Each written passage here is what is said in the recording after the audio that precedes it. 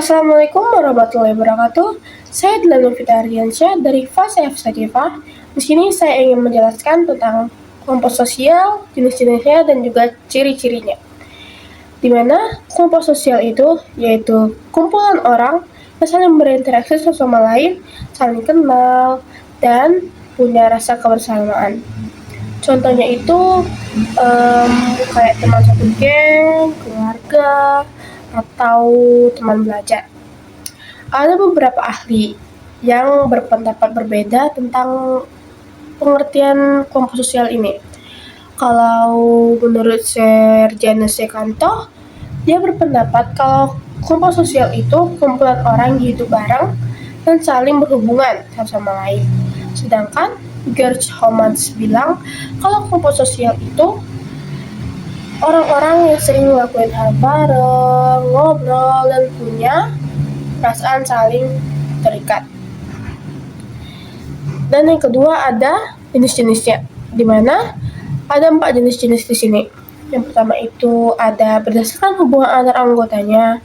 Di sini dibedakan menjadi 2, berdasarkan kelompok primer dan kelompok sekunder. Di mana kelompok primer ini hubungannya dekat dan akrab, kayak keluarga atau sahabat contohnya. Dan yang kedua itu kelompok sekunder. Kelompok sekunder ini hubungannya lebih formal, nggak terlalu dekat, tidak seperti primer tadi. Contohnya itu kayak organisasi sekolah atau tempat kerja. Yang kedua ada berdasarkan rasa memiliki. Ada 2 juga, in group atau out group. In group ini kelompok yang kita ngerasa kita itu jadi bagian dari kelompok itu. Contohnya itu kayak tim futsal kita sendiri. Kita berada di dalam tim kita sendiri. Dan yang kedua itu out group, di mana kelompok lain bukan bagian dari kita. Ini berbanding kembali dari yang tadi. Contohnya itu kayak tim futsal dari kelas sebelah. Dan yang ketiga itu berdasarkan cara terbentuknya, terbentuk kelompok formal atau informal. Kelompok formal ini kayak seperti aturannya jelas, kayak contohnya itu kayak OSIS atau lembaga resmi gitu. Sedangkan kelompok informal itu terbentuk tiba-tiba, secara tiba-tiba, biasanya karena sering kumpul atau nongkrong. Yang terakhir ada berdasarkan keanggotaan. Ada 2 juga. Yang pertama membership group, kelompok yang beneran kita ikutin, dan yang kedua reference group, kelompok yang jadi panutan atau acuan kita sendiri walaupun kita tidak ada di dalamnya.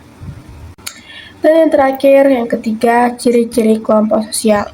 Di sini terdapat 5 ciri-ciri kelompok sosial. Yang pertama itu anggotanya sadar kalau mereka bagian dari kelompok itu. Yang kedua, ada interaksi atau hubungan antar anggota. Yang ketiga, punya aturan, norma, atau kebiasaan tertentu. Yang keempat, ada tujuan yang pengen dicapai bareng-bareng. Dan yang terakhir, hubungannya nggak cuma sekali 2 kali, tapi terus berlanjut.